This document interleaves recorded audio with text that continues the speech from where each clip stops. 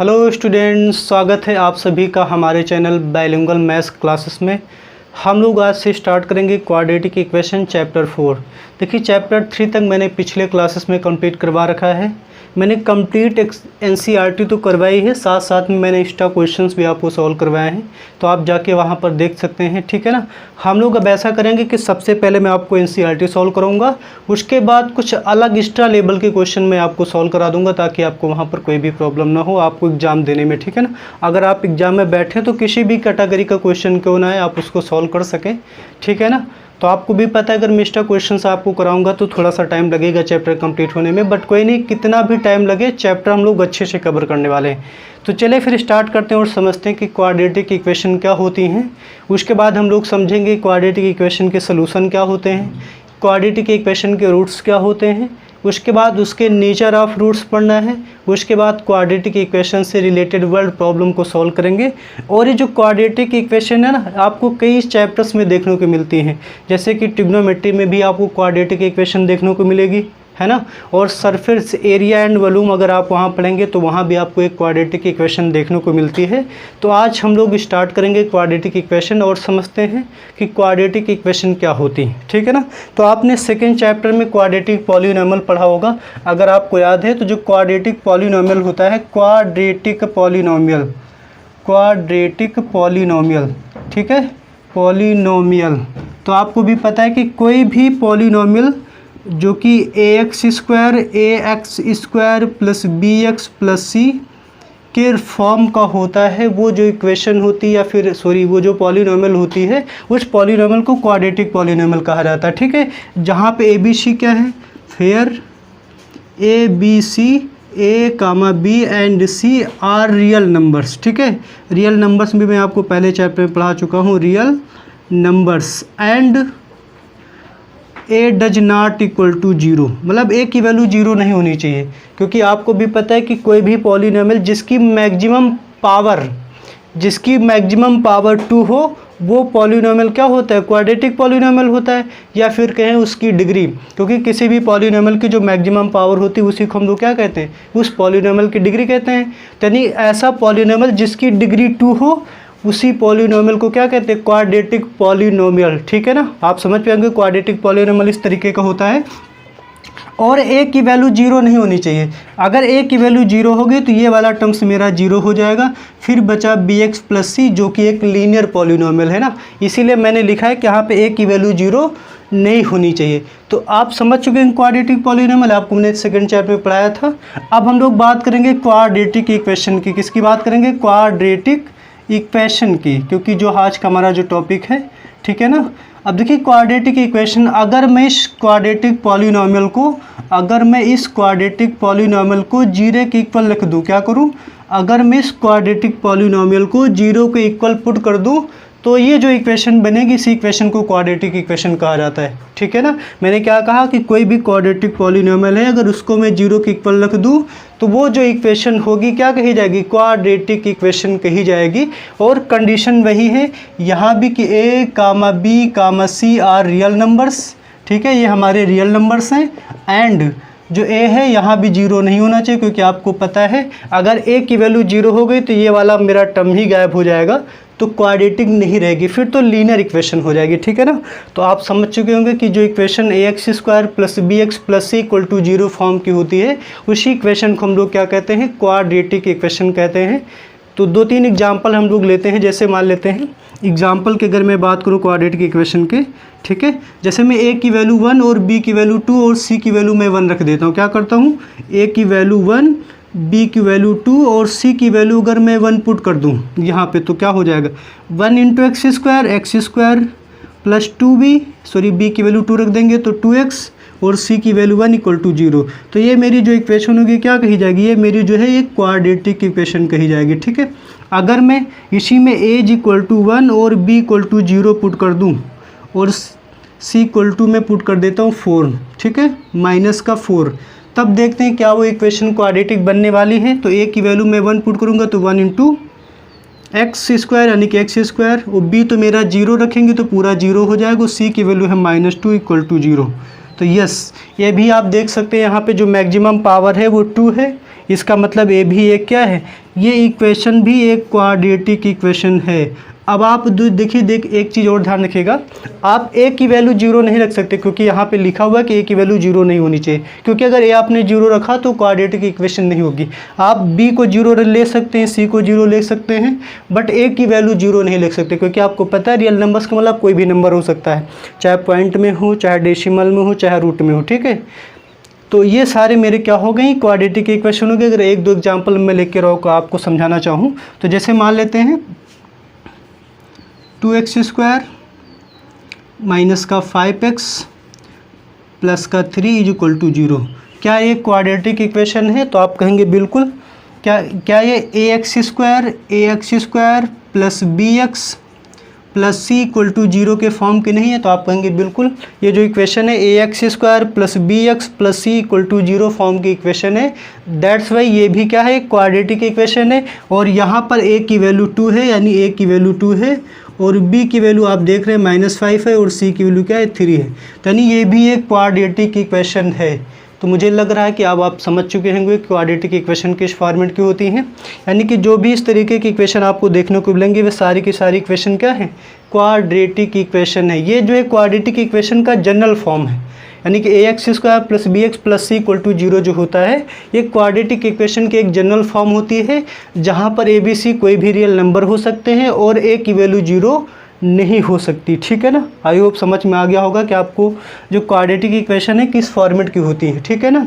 तो आइए आपके एनसीईआरटी में कुछ क्वेश्चंस दिए गए हैं जिसमें आपको चेक करना है और बताना है कि वो इक्वेशन मेरी क्वाड्रेटिक इक्वेशन है या नहीं। ये जो है 4A का पहला क्वेश्चन है, तो देखते हैं। बट बिफोर दैट मैं इसको रफ कर देता हूँ। तो ये देखिए जो आपकी एनसीईआरटी है इसमें एक्सरसाइज 4.1 ठीक है, जिसमें पहला क्वेश्चन है, इसमें उन्होंने कहा है कि check whether the following are quadratic equation. आपको चेक करना है क्या जो दी गई हैं वो एक क्वाड्रेटिक इक्वेशन है। तो देखिए जो पहला क्वेश्चन है वो है x+1 का whole square is equal to 2x - 3। आपको चेक करना है और बताना है कि ये क्वाड्रेटिक इक्वेशन है कि नहीं है। ठीक है ना। तो चलिए देखते हैं। आप क्या करिए ना, देखिए ये a प्लस बी का होल स्क्वायर दिख रहा है, तो आप जानते हैं कि जो a प्लस बी का होल स्क्वायर क्या होता है, आपको भी पता होगा। ये होता है a² plus b² plus 2ab होता है। तो आप कहेंगे बिल्कुल। तो आप इसको a मान लीजिए, इसको b मान लीजिए। a के रिप्लेस पे x है, b के रिप्लेस पे 1। तो x का स्क्वायर b का स्क्वायर मतलब 1 का square 1 plus 2 into this 2 into a into b। अब इसका मल्टीप्लाई कर दो 2x और 2 3 जा 6। ठीक है। तो देखिए x² प्लस 1 प्लस 2x, ये 2x माइनस में आएगा और 6 प्लस में आएगा इज इक्वल टू 0। तो 2x कट जाएगा, तो x² 6 और 1 मिलकर कितना हो जाएगा 7 इज इक्वल टू 0। तो ये जो मेरी इक्वेशन है क्या बन के आगे सॉल्व होने के बाद x² plus 7 is equal to 0। क्या ये equation ax² plus bx plus c form की है? तो आप कहेंगे बिल्कुल। यहाँ पे जो मैक्सिमम डिग्री है 2 है, इसीलिए ये इक्वेशन जो है इस फॉर्मेट की होगी। और ये क्या है, क्वाड्रेटिक इक्वेशन है। आप मुझे कंपेयर करके बताओ। देखिए x² का जो कोफिशिएंट है वो a है, यहाँ पे x² का कोफिशिएंट आप 1 समझ सकते हैं। तो a की वैल्यू यहाँ पर 1 है, और x वाला टर्म इसमें आप देख सकते नहीं है। तो b की वैल्यू क्या रही होगी 0, तभी x गायब हो गया होगा। यानी यहाँ पे a की वैल्यू 1 है और b की वैल्यू 0 है और c की वैल्यू क्या है 7 है। इसका मतलब it is an quadratic equation. It is a quadratic equation, यानी ये एक क्वाड्रेटिक इक्वेशन है। क्यों है? क्योंकि ये जो इक्वेशन है ये ax² plus bx plus c is equal to 0 के फॉर्म की इक्वेशन है। दैट्स वाई क्या है, ये क्वाड्रेटिक इक्वेशन है। तो चलिए इसका सेकंड पार्ट देखते हैं। और जिसका जो सेकंड पार्ट है उसमें क्या कहा है इन्होंने, सेकंड पार्ट में इन्होंने कहा है x² minus 2x is equal to minus का 2 इंटू 3 माइनस का x। ये आपको चेक करना है और बताना है कि क्या यह एक क्वाड्रेटिक इक्वेशन है। तो चलिए चेक करते हैं, पहले सॉल्व करके देखते हैं। x² माइनस का 2x, 2 3 जा 6, ये minus plus minus 2 into x 2x। देखिए ये माइनस और ये माइनस मिलकर क्या हो जाएगा प्लस। ठीक है ना। अब इसको सॉल्व करिए। देखिए x² माइनस का 2x ये भी इधर माइनस में आ जाएगा तो ये माइनस का 2x, और 6 माइनस में आएगा तो क्या हो जाएगा प्लस में, ठीक है। तो एक्स स्क्वायर माइनस का 4x plus 6 is equal to 0। अब ये इक्वेशन देखिए, आप देख सकते हैं ये इक्वेशन है, ये भी क्या है a x square plus b x plus c equal to 0 form की है ना। आप देख सकते हैं ये जो इक्वेशन है वो a x square plus b x plus c is equal to 0 के फॉर्म की है। दैट्स वाई ये भी एक क्या है, ये भी एक क्वाड्रेटिक इक्वेशन है, ठीक है ना। क्यों है, आप देख सकते हैं जो इक्वेशन है a x square plus b x plus c equal to 0 के फॉर्मेट की है। यहाँ पे ए की वैल्यू 1 है, बी की वैल्यू क्या है -4 है, सी की वैल्यू क्या है 6। डेट्स वाई ये भी क्या है, एक क्वाड्रेटिक इक्वेशन है। चलिए फिर बढ़ते आगे और करते हैं इसका थर्ड पार्ट। और इसका देखिए जो थर्ड पार्ट है इसमें आपको वही चेक करना है क्या जो इक्वेशन है क्वाड्रेटिक इक्वेशन है या नहीं। तो चलिए फिर सॉल्व करेंगे, उसके बाद देखते हैं। चलिए ये रही थर्ड इक्वेशन। आप क्या करिए, पहले इनका मल्टीप्लाई कर दीजिए आपस में, पूरा सिंप्लीफाई करिए। अगर सिंप्लीफाई करने के बाद वो equation a x square plus b x plus c equal to 0 के फॉर्म की बन रही तब तो एक क्वाड्रेटिक इक्वेशन होगी, अदरवाइज एक क्वाड्रेटिक इक्वेशन नहीं होगी। तो क्या करते हैं, मल्टीप्लाई कर देते हैं। एक को पकड़ो x into x, x square, x into 1 x. अब इसको पकड़ो 2 इंटू एक्स, 2x, 2 1 जा 2 माइनस का 2। इधर भी ऐसे करिए x into x, x square, x into 3 3x, 1 into x minus का x, 1 इंटू 3 माइनस का 3, ठीक है। आप देख सकते हैं यहाँ पे ए भी प्लस का, ए भी प्लस का, ये आके इधर किस में जाएगा, माइनस में, तो ये प्लस का ये माइनस हो जाएगा, कट जाएगा, ठीक है। देखिए बचा क्या, x से 2x माइनस करोगे तो माइनस का x माइनस का 2, यहाँ भी 3x x गया, 2x माइनस का 3, ठीक है। आप ट्रांसफ़र कर लो, माइनस x माइनस का 2x माइनस का 2 प्लस का 3 इज इक्वल टू 0। तो हो जाएगा माइनस का 3x और 3 से 2 गया 1 इज इक्वल टू 0। आप चाहें तो इसको प्लस करने के लिए इसको उधर भेज दीजिए और ये उधर किस में जाएगा, माइनस में, इक्वल टू में क्या बचेगा 0। क्या ये जो इक्वेशन आई है ये a x square plus b x plus 3 के फॉर्मेट के है। तो आप कहेंगे ये जो इक्वेशन आई है वो a x square plus b x plus c format की नहीं, क्योंकि आप यहाँ पे देख सकते हैं यहाँ पे तो दो घात ही नहीं है ना, यहाँ पे मैक्सिमम पावर 2 होनी चाहिए थी, मैक्सिमम पावर 2 नहीं है। तो आप लिखेंगे ये जो क्वाड्रेटिक इक्वेशन है ये बिल्कुल नहीं होने वाली, ये एक लीनियर इक्वेशन है। क्या है, लीनियर इक्वेशन है। कैसी है, लीनियर इक्वेशन है, ये क्वाड्रेटिक इक्वेशन नहीं है, ठीक है। आप चाहें तो रीजन लिख सकते हैं, because it is not of the form, it is not of the form a x square plus b x plus c is equal to 0। यानी ये क्वाड्रेटिक इक्वेशन नहीं है, बिकॉज क्योंकि ये जो है a x square plus b x plus c is equal to 0 के format की नहीं है, इसीलिए ये क्या है, एक क्वाड्रेटिक इक्वेशन नहीं है। तो इसका फोर्थ पार्ट करते हैं और देखते हैं फोर्थ पार्ट क्या है। इसका जो फोर्थ पार्ट है इसमें कई सारे पार्ट हैं, बहुत सारे क्वेश्चन दे रखे हैं। फोर्थ पार्ट है x minus 3 2x plus 1 is equal to x into x plus 5। तो चलिए फिर चेक करते हैं क्या एक क्वाड्रेटिक इक्वेशन है या नहीं है, ठीक है। तो आपको वही करना है, पहले मल्टीप्लाई करके सॉल्व कर लीजिए। x into 2x, 2x square, x into 1 x, 3 2 जा 6 और माइनस प्लस माइनस x है तो x भी रहेगा, 3 1 जा 3 माइनस का 3, इधर भी सॉल्व कर दीजिए। x square, x into 5 5x, ठीक है। तो 2x स्क्वायर ये प्लस में आके इधर माइनस हो जाएगा, प्लस का x, ये भी आके इधर माइनस हो जाएगा, प्लस का यहाँ भी माइनस का 6x भी है, -3 इज इक्वल टू 0, ठीक है। तो देखिए 2x स्क्वायर से आप x स्क्वायर माइनस कर देंगे तो x स्क्वायर आएगा, 6 और 5 मिलकर 11 हो जाएगा, 6 और 5 11 है। 1 से अगर आप 11 को माइनस करते तो आपको पता है माइनस का 10x माइनस का 3 इज इक्वल टू 0। क्या यह इक्वेशन एक क्वाड्रेटिक इक्वेशन है? तो आप कहेंगे बिल्कुल एक इक्वेशन है, क्योंकि a x square plus b x plus c, तो यह है इट इज एक क्वाड्रेटिक इक्वेशन, यह एक क्वाड्रेटिक इक्वेशन है। आप बता सकते हैं क्यों है, आप रीजन लिखना चाहें तो because it is of the form a x square plus b x plus c is equal to 0, क्योंकि यह इक्वेशन जो है a x square plus b x plus c के फॉर्मेट की है। दैट्स वाई यह एक क्या है, क्वाड्रेटिक इक्वेशन है। तो चलिए फिर बढ़ते आगे और करते हैं क्वेश्चन का फिफ्थ पार्ट और देखते हैं कि वो क्वाड्रेटिक इक्वेशन है या नहीं है।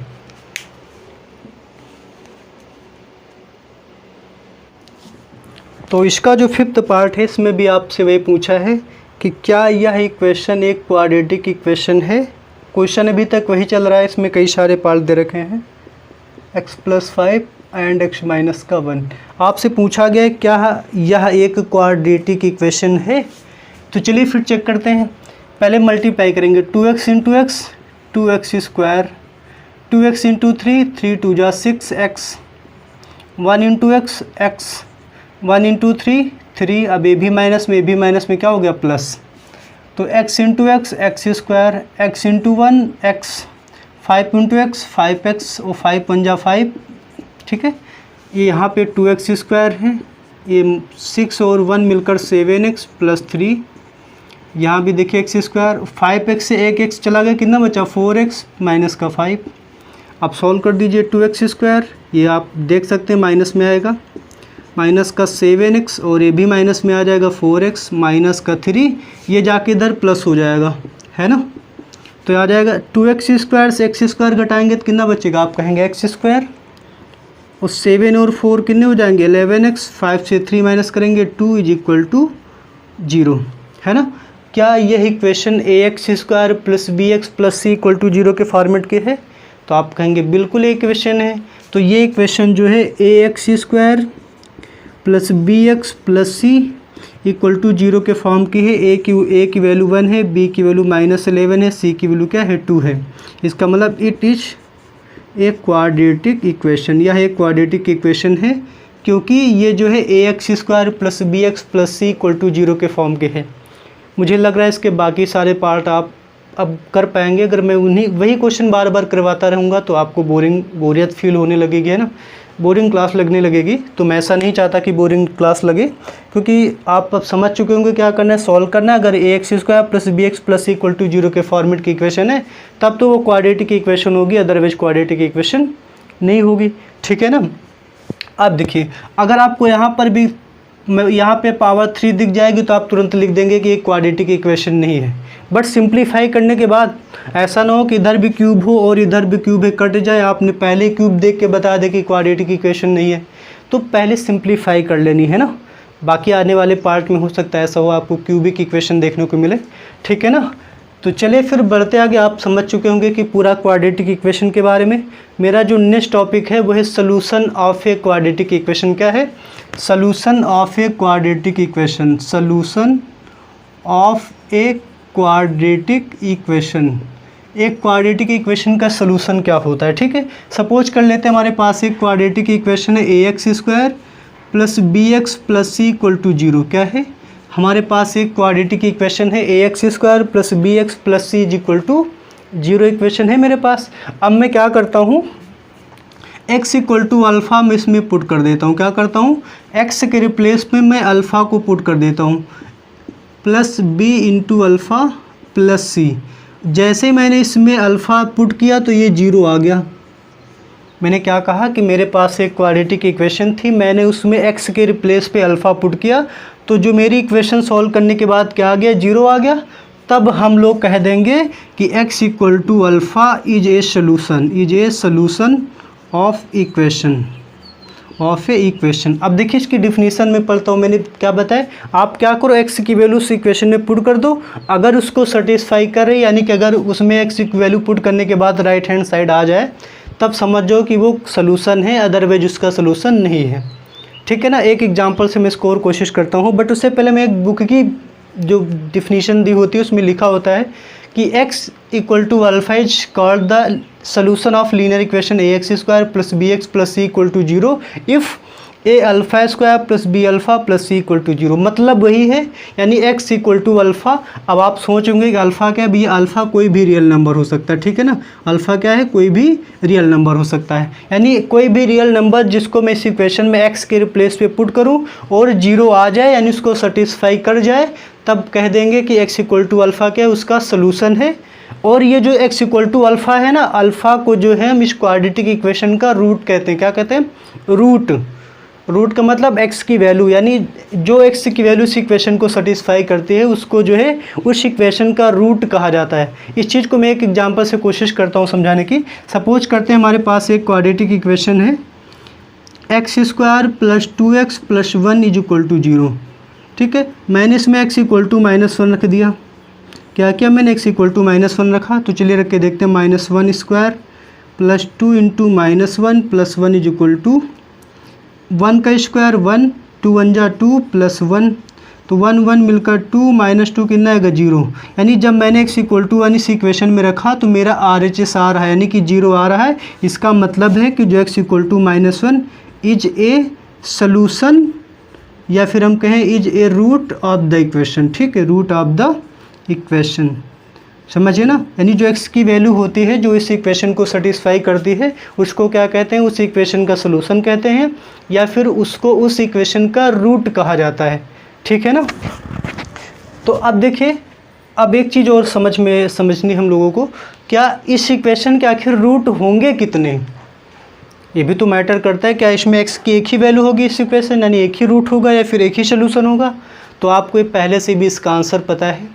हमने पढ़ा था कि कोई भी क्वाड्रेटिक पॉलिनोमियल हो तो उसके जो मैक्सिमम जीरोज होते हैं 2, क्योंकि यहाँ पे मैक्सिमम जो पावर है इसमें मैक्सिमम पावर 2 है, इसीलिए इसके जो मैक्सिमम रूट्स होंगे कितने होंगे, 2 होंगे। मतलब इसमें x की वैल्यू 2 से ज़्यादा नहीं हो सकती, मैक्सिमम जीरोज 2 होंगे। मैंने क्या कहा कि इस क्वाड्रेटिक इक्वेशन के मैक्सिमम रूट्स 2 होंगे, मतलब अधिक से अधिक 2 ही होंगे। हो सकता कि उसके रूट हो ही ना, या फिर उसका एक ही रूट हो, या फिर दोनों के दोनों रूट एक ही हों। मतलब x की वैल्यू आप निकालेंगे तो एक x की वैल्यू अगर 2 आ गई है तो दूसरे x की वैल्यू भी 2 आएगी, समझिए ना। तो इसको मैं एक चीज़ और एक्सप्लेन कर देता हूँ इसी चीज़ को। जैसे मान लेते हमारे पास एक क्वाड्रेटिक इक्वेशन और है, x² - 4x + 4 = 0। अगर इसमें x = मैं 2 पुट कर दूँ, क्या करूँ, x = 2 पुट करूँ। तो चलिए पुट करके देखते हैं। 2 का स्क्वायर -4 × 2 + 4, तो 2 का स्क्वायर 4, 2 जा 8 + 4, 4 और 4 मिलकर 8, 8 - 8 = 0। यानी x = 2 इस इक्वेशन को सेटिस्फाई कर रहा है। इसका मतलब जो x = 2 क्या है, is a root of this equation. ठीक है ना। यानी x की वो वैल्यू जो इस इक्वेशन को सेटिस्फाई करती है उसका रूट होती है, फिर उसका सोल्यूशन होता है। और किसी भी क्वाड्रेटिक इक्वेशन के जो मैक्सिमम नंबर ऑफ सोल्यूशन कितने होंगे, 2 होंगे। तो आप इतना समझ चुके होंगे। ठीक है, तो आइए इन पर बेस्ड 1-2 क्वेश्चन करते हैं और आज की क्लास को यहीं पर ख़त्म कर देंगे 2-4 क्वेश्चन करने के बाद। ठीक है, उसके बाद हम लोग फिर से नई क्लास में नए जोश के साथ फिर से मिलेंगे। तो मैं 2-3 क्वेश्चन करता हूँ, बट उससे पहले मैं इसको रफ कर देता हूँ। तो चलिए फिर एक क्वेश्चन को और सॉल्व करते हैं और आज के लेक्चर को फिनिश करते हैं। और क्वेश्चन क्या है कि if x = 2/3 and x = -3 are the roots of the equation ax² + 7x + b = 0, then find the value of a and b।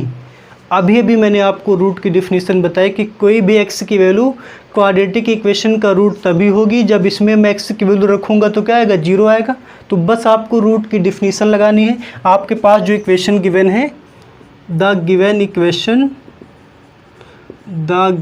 Equation is ax² + 7x + b = 0। अब देखिए आपको पता है कि सिंस x = 2/3 क्या है, इज ए रूट। अगर ये रूट है तो आपको पता है कि जैसे मैं इसमें x की रिप्लेस पे अगर मैं 2/3 रखूँगा तो क्या आएगा, 0 आना चाहिए, + b = 0, क्योंकि तभी क्या होगा, ये रूट होगा, अदरवाइज रूट नहीं होगा। क्वेश्चन में कहा गया कि रूट है, तो यानी मैं इसमें जब रख दूंगा इसके रिप्लेस पे तो 0 आएगा। चलिए इसको सॉल्व कर लेते हैं। तो 2 का स्क्वायर 4, 3 का स्क्वायर 9, 7 2 जा 14/3 + b = 0 हो जाएगा। चलिए इसके बाद हम लोग क्या करते हैं, डिनोमिनेटर इक्वल करते हैं। यहाँ भी 9 बना देते हैं। यहाँ 9 बनाने के लिए 9 का मल्टीप्लाई करना होगा। तो 9 यहाँ पे हो जाएगा 4a, 14 3 जा 14 3 42 और 9b = 0 हो जाएगा ये। तो 4a + 9b + 42। अब आपको पता है डिवाइड में 0 में जाके 0 हो गया होगा। ठीक, हालांकि ये लॉजिक गलत है जो हम लोग ऐसा कह देते हैं कि डिवाइड में उधर 0 से मल्टीप्लाई हो के 0 हो गया। ये कहना उचित नहीं है, बट अभी 10th लेवल पे चल जाता है। आपको इस पर ध्यान नहीं देना। अभी जब आप 11th पहुँच जाएंगे तब इसके पीछे के असली कहानी समझेंगे कि आखिर ये जीरो कैसे आ जाता है, ठीक है ना। फिलहाल अभी के लिए इतना ही, मैं कंफ्यूज नहीं करना चाहता। अब वैसे ही देखिए, एंड x इक्वल टू -3, ये भी तो रूट है, x equal to 3 is also a root of the equation. अगर a भी रूट है तो इसका मतलब इसको भी जब हम लोग इस इक्वेशन में पुट करेंगे तो क्या आना चाहिए, जीरो आना चाहिए। तो -3 का स्क्वायर प्लस 7 इंटू एक्स कितना है -3 plus b is equal to 0, तो हो जाएगा 9a 7 3 जा 21 plus b is equal to 0। ये रहे मेरी दूसरी इक्वेशन, ठीक है। अब इन दोनों इक्वेशन को सॉल्व करके हम लोग a और b की वैल्यू फाइंड कर सकते हैं। आपको भी पता है 2 वेरिएबल मुझे निकालने थे तो मेरे पास 2 इक्वेशन होनी चाहिए थी, ये आपको पहले से पता है। तो 2 इक्वेशन आ गई, अब हम लोग इजीली फाइंड कर सकते हैं। मैं करता हूँ क्या हूँ, इस इक्वेशन से b की वैल्यू यहाँ पे रख देता हूँ। आप चाहे तो यहाँ से b की वैल्यू निकाल के इसमें रख दीजिए, चाहे तो a की वैल्यू निकाल के रख दीजिए, बट इसमें b सेपरेट दिख रहा है ना, तो इसको निकालना आसान है। तो बाई 2 इसमें से मैं b निकाल देता हूँ। तो b इक्वल टू यहाँ से क्या हो जाएगा, ये माइनस में है जाके प्लस हो जाएगा, और ये प्लस में है जाके क्या हो जाएगा माइनस का 9a, ठीक है। इस b की वैल्यू को मैं इक्वेशन फर्स्ट में पुट कर देता हूँ। बाई 1 क्या है 4a प्लस 9b, b के रिप्लेस पे 21 माइनस का 9a plus 42 is equal to 0, ठीक है। तो चलिए सॉल्व कर लेते हैं। 4a 9 1 जा 9 2 जा 18 है ना, 9 9 जा 81, a प्लस का 42 इज इक्वल टू 0, ठीक है। अब 4a से आप 81 को माइनस करेंगे तो माइनस का 77 आ जाएगा, इन दोनों को ऐड कर देंगे तो 8 9 और 2 मिलकर कितना हो गया 11, और 8 4 12 1 13 1 1 2 इज इक्वल टू 0, ये हो जाएगा, है ना। अब आप यहाँ से देख सकते हैं माइनस में उधर जाके प्लस हो जाएगा, तो 77a इक्वल टू 2 3 1। तो आप देख सकते हैं कि 70 जो 2 3 1 है 77 का कितने गुना है 3 गुना, 3 से कट जाएगा। तो a की वैल्यू आ गई 3, ठीक है। इस a की वैल्यू को मैं यहाँ पर रख देता हूँ कि ताकि b आ जाए। तो यहाँ पे क्या हो जाएगा 21 माइनस 9 इंटू a की वैल्यू 3, तो 21 9 3 जा 27, और b की वैल्यू क्या आ जाएगी माइनस का 6। और यही हमारे इस सवाल के उत्तर हैं, a की वैल्यू 3 और b की वैल्यू -6 इज़ द सही उत्तर ऑफ दिस क्वेश्चन, है ना। तो आई होप आपको समझ में आया होगा जो भी मैंने आज आपको पढ़ाया है ना, मैंने पूरी कोशिश की एक्सप्लेन करने की, ठीक है ना। तो आज के लिए इतना ही रखते हैं, और कल फिर से मिलेंगे हम लोग बहुत से खूबसूरत सवालों के साथ। और वीडियो देखने के लिए बहुत बहुत धन्यवाद।